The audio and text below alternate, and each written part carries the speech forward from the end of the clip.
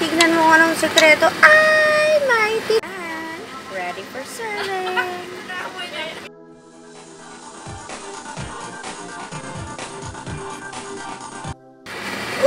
Nagpapakulo. Alam mo ba kung anong sekreto? Ito. Tignan mo anong sekreto. Ay, mighty Ridor. Yan ang sekreto pag nagpapalambot ng karne.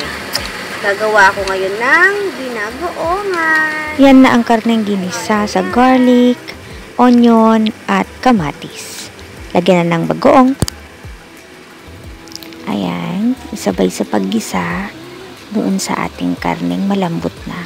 Ito, idagdag natin ang suka para hindi mapanis so kung sakaling itabi natin for next day pagkain. Ayan. Mga 2 spoon lang po.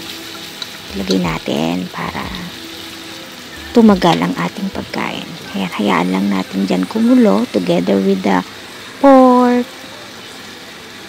tsaka alamang, at tsaka yung vinegar. Okay? Ayan, takpan muna natin saglit-saglit lang. Very saglit lang. Ayan. Ayan na siya. Haluin natin ng konti. Tignan natin kung wala ng tubig o na dry. Lagyan natin ng water. Parang 1 cup na water lang. Para hindi masyadong masabaw ang ating binagoongan. Ayan, ibuhos natin. Hayaan natin kumulo. Lakasan natin ang apoy. Kasi malambot na yung karne natin. Kasi nga, nilagyan natin ng magic tinidor. Ayan, hayaan natin kumulo hanggang lumambot ng mas malambot pa. Ayan.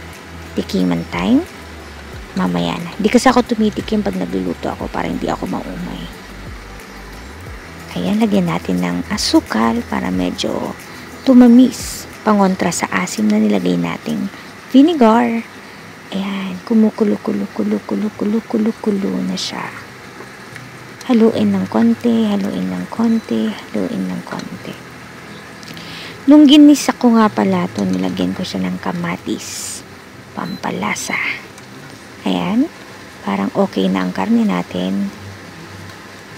Tignan lang natin kung even na yung pagkakaluto ng mga karneng na chop ng maliliit. Ayan, takpan muna natin ng 2 minutes. Then, balikan natin after a while. Ayan, lagyan na natin ng pepper, ground pepper, paminta. Pampasarap ng lasa at asin. Konti lang ako mag-asin. Di ako masyadong fan ng maaalat na pagkain. Ihalo natin ng mabuti para mag-coordinate yung pepper, asin, tsaka yung sabaw. Ayan. Hindi ko siya mahalo maigi kasi hawak ko ang aking telepono. Ayan, mukhang masarap na at naamoy ko na. Ayan, ibuhos na ang na-chop na eggplant. Actually, dapat to ginigisa or pina-fry. Dahil kulang na sa oras, ayan, ihalo ko na lang siya dyan. Then, let's cook it for 2 minutes para maluto yung ating.